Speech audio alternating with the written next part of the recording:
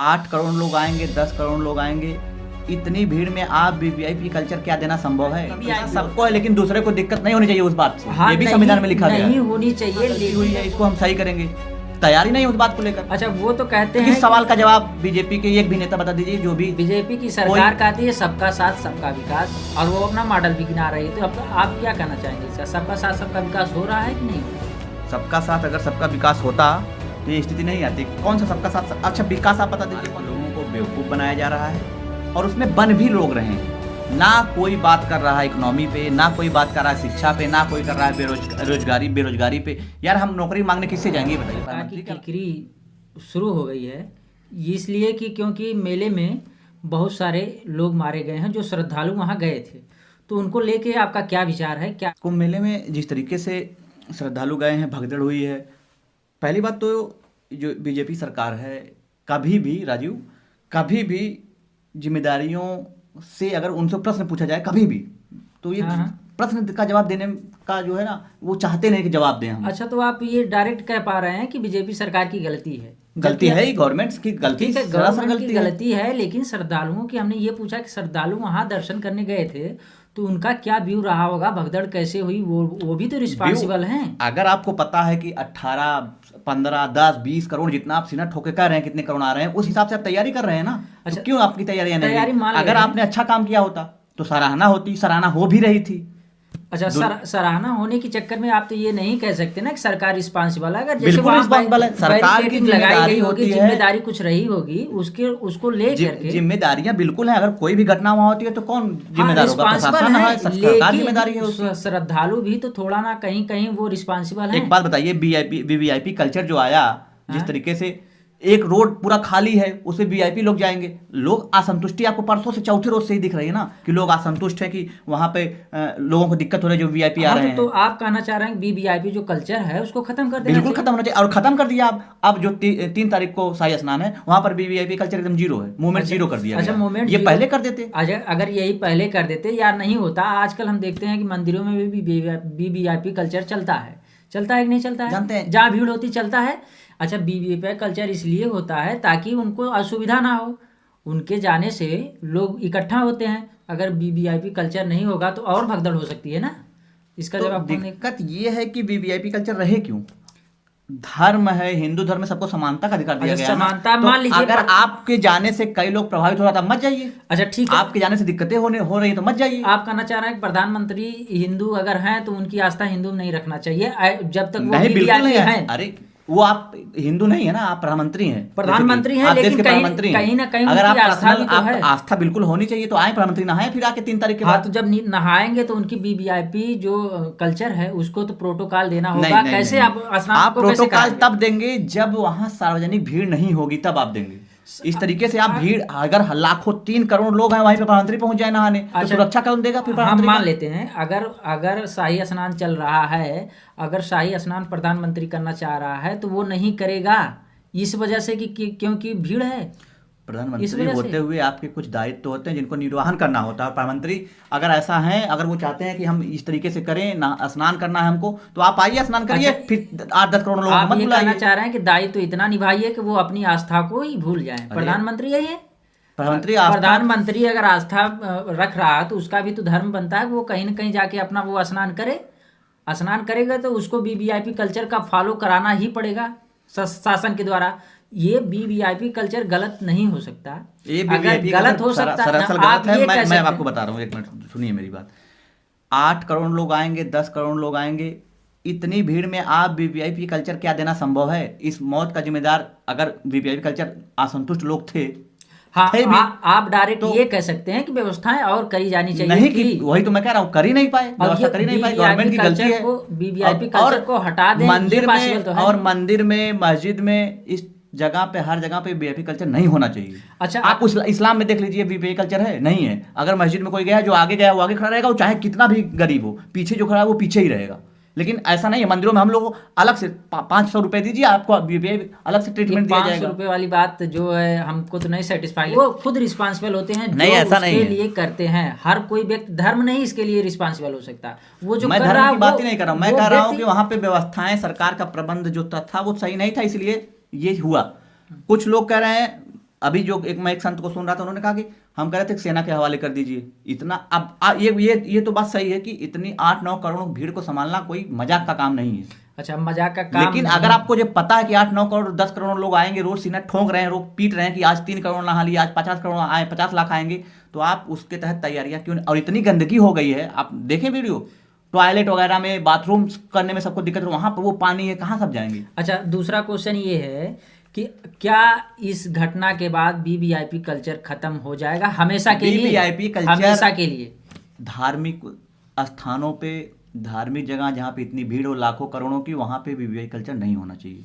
अच्छा, नहीं, वहां जाना ही नहीं चाहिए। बल्कि इन लोगों को आप जाइए, अब देखिए इससे पहले नहाने कौन आया? रेमो डिसूजा गए थे, शाही स्नान के बाद पहले चले गए, बहुत से लोग आए, बड़ी हस्तियां आई, सब 4 दिन 5 दिन पहले नहा के चले गए जब भीड़ नहीं थी। आप डायरेक्टली ये डिनाई नहीं कर सकते हैं कि वो शाही स्नान वो नहीं कर सकते हैं। अगर वीआईपी हैं तो वीआईपी कल्चर उनको दिया जाएगा, स्नान वो प्रोटोकॉल करें, बिल्कुल करें शाही स्नान, लेकिन तब करें जब भीड़ ना रहे। ये भीड़ तो रहेगी, जैसे 29 को शाही स्नान था तो आप 29 तारीख को भीड़ अमित शाह आए रहेगी। थे नहाने, अमित शाह आए थे ना, स्नान करने गए थे ना, कुंभ से शाही स्नान से पहले चले गए करके ना, गए ना। अच्छा, हमारे संविधान में ये लिखा हुआ है धार्मिक स्वतंत्रता सबको है, चाहे वो कल्चर वीआईपी हो धार्मिक चाहे स्वतंत्रता वीवीआईपी सबको है, लेकिन दूसरे को दिक्कत नहीं होनी चाहिए उस बात से। हाँ, ये भी संविधान में लिखा गया नहीं है। होनी चाहिए, लेकिन जब वो वीआईपी है तो उसको वीआईपी कल्चर नहीं। आप नहीं देंगे तो वो जाएगा कैसे? बताइए, कोई दुर्घटना हो गई, अरे 29 को आप 10 करोड़ लोग इकट्ठा है, क्या जरूरत है प्रधानमंत्री को जाने को वहां पर स्नान करने की? वही तो मैं कह रहा हूँ, जब धार्मिक स्वतंत्रता है तो वो अपने धर्म तो के अनुसार वो नहाएंगे कि नहीं प्रधानमंत्री नहाएंगे? कोई आम नागरिक नहीं है ना, नागरिक प्रधानमंत्री नहीं के है, ऊपर लेकिन जिम्मेदारी है धार्मिक होने के। प्रधानमंत्री अगर धार्मिक हो जाएगा तो फिर और धर्म वाले धार्मिक नहीं है, लेकिन उसका पर्सनल लाइफ भी है, इसको निजता का हनन नहीं कहा जा प्रधानमंत्री सकता का है। पर्सनल लाइफ तब होता है जब वो अपने घर में सारी बातें रखे। प्रधानमंत्री जाके मार्केट में दौड़ेगा तो उसकी पर्सनल लाइफ थोड़ी ना ये है। अच्छा, आप कह रहे हैं कि आप- वीआईपी कल्चर जो खत्म कर देना चाहिए। मैं नहीं खत्म करने की बात कर रहा हूँ, खत्म वहां करिए यहाँ जरूरी है। क्या जरूरत थी कुंभ में वीआईपी कल्चर? ये जरूरत तो है, अब क्यों? अब इसमें अगर आपको लग रहा है, अगर आपको लग रहा है, जरूरत अगर आपको लग रहा है कि जरूरत है, तो आप ये बता दीजिए कि 3 तारीख का शाही स्नान में वीआईपी कल्चर क्यों खत्म कर दिया? जरूरत है नहीं है, ये कौन डिसाइड करेगा? क्यों खत्म कर दिया गया? खत्म अगर कर दिया गया तो उसकी कोई रिस्पांसिबिलिटी इसलिए है कि वहां के लोग मरे भाई। यही तो मैं बात कर रहा हूँ। हाँ, ये आप कह सकते हैं कि जो वहां प्रबंधन हुआ था वो बेकार थी, था, सिक्योरिटी जो सुरक्षा थी वो सही नहीं वो थी, इनसिक्योर थी, इसी इसलिए वजह से भगदड़ हुई है और इसी लगा से कई लोगों की जाने गई हैं। तीसरा क्वेश्चन ये है कि क्या सरकार इसकी पूर्ण रूप से रिस्पांसिबिलिटी लेगी या ये लेने में यार सक्षम है? बीजेपी गवर्नमेंट कब ले लेती है अपनी जिम्मेदारी? ये तो हम लोगों ने वही किया है। प्रधानमंत्री बता दीजिए, हमारे देश के प्रधानमंत्री जो हैं 2014 के बाद से कितने प्रेस कॉन्फ्रेंस किए? एक भी नहीं किए उन्होंने। तो रिस्पांसिबिलिटी लेने का नाम ही नहीं। अगर बोलिए कि हाँ गलती हुई है, इसको हम सही करेंगे, तैयारी नहीं है उस बात को लेकर। अच्छा, वो तो कहते हैं किस सवाल का जवाब बीजेपी के एक भी नेता बता दीजिए जो भी। बीजेपी की सरकार कहती है सबका साथ सबका विकास, और वो अपना मॉडल भी गिना रही है। तो अब आप क्या कहना चाहेंगे इसका? सबका साथ सबका विकास हो रहा है कि नहीं हो रहा? सबका साथ अगर सबका विकास होता तो ये स्थिति नहीं आती। कौन सा सबका साथ? अच्छा, विकास आप बता दीजिए, कौन सी बीजेपी विकास कर रही है? विकास देखिए, सरकार में ये हुआ है कि इकोनॉमी बढ़ी है, देश की इकोनॉमी बढ़ी है, जाहिर सी बात है, सब लोग जानते हैं इकोनॉमी बढ़ी है। बढ़ी है। कोरोना काल के बाद वो हालत खराब हुई है, इतनी इकोनॉमी बढ़ी और महंगाई बढ़ रही है ना। इकोनॉमी बढ़ रही है, महंगाई बढ़ रही है, इकोनॉमी बढ़ा, सरकार तो काम गिनाएगी ही ना, जो की है वो सरकार काम गिनाएगी, जैसे वो काम बिल्कुल के गिनाए, माध्यम से लेती लेकिन है। ये मत गिनाए कि हम बहुत बढ़िया काम कर रहे हैं, दूसरा आप पे प्रश्न कर रहा है तो आप उसको कह दे कि तुम तो देशद्रोही हो। अच्छा, वो नहीं गिनाएगी तो गिनाएगा कौन? बिल्कुल। वो अगर खुद का काम वो खुद नहीं गिनाएगी तो सरकार का काम है गिनाएगा अपनी उपलब्धियों को मना, उनके लिए सूचना प्रसारण मंत्रालय होता है, बिल्कुल होता है। लेकिन जब आपसे सवाल किया जाए, प्रधानमंत्री से सवाल किया जाए, तो उसका जवाब कौन देगा? तो वो तो सवाल का जवाब वो यूं ही दे देते हैं मन की बातों में। यही क्या तो कहना दिक्कत है। चाहेंगे वो आप? अपनी मन की बात होती है ना, उनके मन की बात होती है। हाँ। दूसरे लोगों की मन की बात कौन सुनेगा? दूसरे मन की बात वो अपना क्यों नहीं दिखाते हैं जब वोट पड़ता है? तो अगर मन की इतनी ही भड़ास एक सवाल अगर सुनिए, अगर मन की इतनी ही भड़ास है लोगों को, 3-3 बार प्रधानमंत्री चुना जा रहा, वो भी पूर्ण बहुमत से, अब की बार मान लीजिए नहीं आई है, 2 बार पूर्ण बहुमत से, तो मन की बात जनता क्यों नहीं कह पाती वोटों के माध्यम से? अगर इतनी ही मन की बात भड़ास रखी हुई है तो वोटों के माध्यम से कह देना चाहिए। तो वोटों के माध्यम से कैसे कहेगी? आपको बेवकूफ बनाया जा रहा है ना, बेवकूफ सब बन भी रहे हैं। जरा आप अच्छा, बता दीजिए। जो अगर आप लोग- एक सुनो, सुनिए राजू, मेरी बात सुनिए, जो लोग पहले मेरी बात सुनिए। बन रहे हैं, जो बेवकूफ बन रहे हैं, वही लोग कह रहे हैं कि हमारी बात सुनी नहीं जा रही है, और जो वोट की बारी आ रही है तो पूर्ण बहुमत से जिता रहे हैं। मेरी बात सुनिए, ये बतिया कह कौन रहा है? मेरी बात सुनिए। जिस तरीके से लोगों को बेवकूफ बनाया जा रहा है, जिस तरीके, आप जरा बता दीजिए, आप कह रहे हैं ना सवाल, आप जरा बता दीजिए शिक्षा के क्षेत्र में, एजुकेशन सेक्टर में बीजेपी ने कितना बढ़िया काम किया है, एक काम बता दीजिए। देखिए यूनिवर्सिटी खुली है, जैसे अब हमारे जिले में यूनिवर्सिटी में आजमगढ़ यूनिवर्सिटी खुली है, मेरी बात सुन लीजिए, यूनिवर्सिटी खुली है, सुहेल देव यूनिवर्सिटी बिल्कुल खुली है। तो शिक्षा के क्षेत्र में सुनिए, शिक्षा के क्षेत्र में कितने साल हुए होंगे 2-3 साल, 2-3 साल हो गए। यूनिवर्सिटी में कितने एग्जाम हुए हैं? यूनिवर्सिटी में एग्जाम हो ही रहे हैं, सेशनल एग्जाम हो रहे हैं, सेमेस्टर एग्जाम हो रहे हैं। आजमगढ़ की जो यूनिवर्सिटी खुली है सुहेल देव, उसकी क्लासें चल रही हैं? क्लासें चल रही हैं कि नहीं चल रही हैं? नहीं बताइए जरा। देखिए अगर चल नहीं रही है तो आप एग्जाम कैसे करवा रहे हैं? अगर एग्जाम भैया करवा रहे हैं, वो यूनिवर्सिटी करवा रहे हैं अलग अलग कॉलेजों में भेज के, इसका मतलब अलग अलग कॉलेज। अच्छा, आपके यहाँ कैंपस नहीं है? यूनिवर्सिटी में कैंपस नहीं है? कैंपस है, कैंपस है, हो सकता है वहां पे वही तो मैं पूछ रहा हूँ, जब निर्माणाधीन है तो आप पेपर कैसे करा सकते हैं?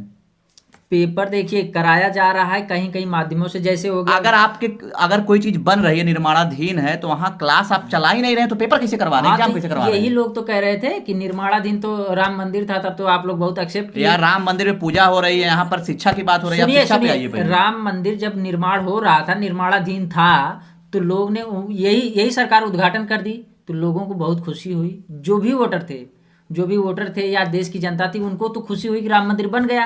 तब तो वो नहीं कहे कि निर्माणाधीन है, क्यों आप कह रहे हैं? अब शिक्षा पे आप निर्माणाधीन की बात कर रहे हैं। समुचित तरीके से भारत के लोगों को बेवकूफ बनाया जा रहा है, और उसमें बन भी लोग रहे हैं। ना कोई बात कर रहा है इकोनॉमी पे, ना कोई बात कर रहा है शिक्षा पे, ना कोई कर रहा है बेरोजगारी पे। यार हम नौकरी मांगने किससे जाएंगे बताइए? प्रधानमंत्री क्या? जहां आप जाइए, अमित शाह रैली करने आते हैं, क्या बोलते हैं? अपनी बात नहीं करते हैं, वो सरकार की बात। मोदी है तो मुमकिन है। राजनाथ सिंह रैली करने जा रहे हैं, मोदी है तो मुमकिन है। जो भी जा रहा है मोदी है तो मुमकिन है। तो रोजगार तो, जब आप मोदी के नाम पे चुनाव लड़ रहे हैं, मोदी के नाम पे सारी चीजें हो रही हैं, आप जरा बता दीजिए कि भारत सरकार कहीं मोदी सरकार बोला जाता है? अगर आप मोदी सरकार हैं तो मोदी जी से सारी चीजें कही जाएंगी ना, और मोदी जी जवाब देने के लिए तैयार ही नहीं है। जरा बता दीजिए, मोदी जी एक जवाब देते हैं? मोदी सरकार मन के द्वारा अपनी बातों को मन की बातें मान लीजिए, मान लेते हैं मन की बातें, ये मोदी जी की मन की बातें है ना, हम लोगों की मन की बातें कौन सुनेगा? आम नागरिक की मन की बातें कौन सुनेगा? सरकार गलत है, ठीक है, लेकिन इस समय 21 राज्यों में या 20 राज्यों में कहीं न कहीं बीजेपी सरकार है। तो बताइए, सब राज्य के लोग तो ऐसा नहीं है कि जो उनकी बातों से सहमत हैं, असहमत है, तो सरकार कैसे बन जा रही है? मैं कुछ साल पहले आपको बता दूं, गोवा में चुनाव था, विधानसभा का था। मनोहर पर्रिकर उस समय मुख्यमंत्री थे गोवा के शायद। वहां पे बीजेपी एक सीट जीती थी और उसकी सरकार बन गई, उसकी सरकार बन गई थी। एक सीट पे सरकार? हाँ, एक सरकार। टोटल सीट कितनी है बीजेपी? मैं बता रहा हूँ पूरा। बिहार में आ जाइए, पूरा बिहार में कभी नीतीश के साथ बीजेपी बनाती है, कभी नीतीश चले जाते हैं। तो बीजेपी तोड़ मरोड़ की राजनीति भी तो कर रही है। अच्छा, विधायकों का खरीद फरोख्त। यार चुनाव हो रहे हैं, जो विधायक जीत रहे हैं या सांसद जीत रहे हैं, उसको आप होटल में ले जाके बंद कर रहे हैं। लोकतंत्र है ये भारत का। कांग्रेस के विधायक बंद हुए थे कि नहीं? अच्छा, होटल में बंद हुए थे? आप पहले देखे थे क्यों? अगर कहते हैं सीबीआई जो है केवल बीजेपी की सरकार में यूज हुई है। नहीं, अगर हर सरकार में यूज होती है। आप इतिहास उठा के देखें तो इससे कहीं ज्यादा कांग्रेस सरकार ने सीबीआई का यूज किया है। तो ये बताइए, ये तो पैमाना बीजेपी सेट नहीं करेगी कि आप थोड़ा सा किए तो हम भी थोड़ा सा करेंगे। तो इसका मतलब आप मान रहे हैं कि बीजेपी फिर ऐसा कर रही है? मान नहीं रहे हैं, लेकिन वो यूज कर रही है। लेकिन इसका मतलब ये हुआ जरूरी है, इसका मतलब ये हुआ कि कांग्रेस वालों से बीजेपी कह रही है कि हम चोरकटाई तुम किए थे, अब हम करेंगे। हाँ, लेकिन वो डायरेक्ट तो नहीं करेगी, कहीं न कहीं आप जान रहे हैं। तो ये जनता को सवाल उठाना चाहिए। जनता इतनी बात समझ पा रही है क्या? जनता को सीबीआई ईडी से क्या मतलब है? जनता को ये मतलब है कि राशन हमको फ्री मिल रहा है कि नहीं? जनता तो यही चाहती है, राशन फ्री मिले। बताइए किसके माध्यम से जनता तक पहुंचाया जाए? कौन इसको पहुंचाएगा? यही मीडिया का काम था, सरकार से सवाल पूछना, नागरिकों की बात करना। लेकिन मीडिया जो हमारी है, मीडिया मरायल मीडिया मैं जिसको बोलता हूँ, गोदी मीडिया, तो आप तलवे चाटने में जुटी पड़ी है। आप कहना चाह रहे हैं जो विपक्ष के लोग हैं अपनी बातों को नहीं पहुंचा पा रहे हैं, बिल्कुल नहीं पहुंचा पा रहे। राहुल गांधी विदेश से पढ़ के आए हैं, वो ज्यादा बातें जिस तरीके से बात करनी चाहिए उस तरीके से लोगों से बात नहीं कर पाएंगे। मोदी जी को पता है कहां से उठ के आए हैं, मोदी जी को पता है कि आम जनता को क्या चाहिए। राहुल गांधी जाते हैं रैलियों में, बात करते हैं जीडीपी की, ग्रोथ की, एजुकेशन की। आम जनता, अच्छा मेरी बात कंप्लीट होने दीजिए। आम जनता क्या बोल रही है? इस रैली में जाएंगे तो कौन औरतें जा रही है रैलियों में, तो अब राहुल गांधी की बात कौन समझ रहा है? जीडीपी की बात कौन सी औरत समझ रही है भारत की? बहुत कम ऐसी हैं जो पढ़ी लिखी हैं भारत में औरतें।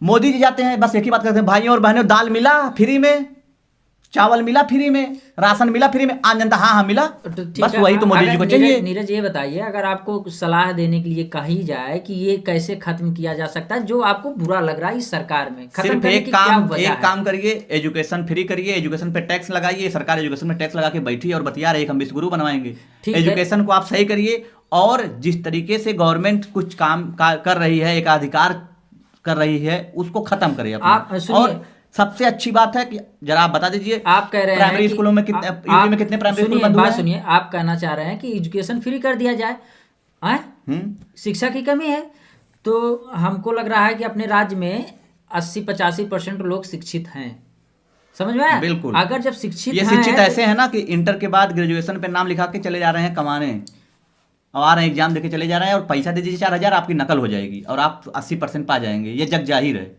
जग जाहिर है। ऐसी एजुकेशन का क्या फायदा? तो फायदा नहीं है, लेकिन ये इलिटरेट तो कहला रहे हैं ना, कि पढ़े यही तो लिखे हैं, दिक्कत है, शिक्षित यही हैं। तो दिक्कत है। ग्रेजुएशन कहला रहे हैं, जिनको अगर जिस सब्जेक्ट से ग्रेजुएशन है उसकी स्पेलिंग पूछ लो वो ना बता पाए।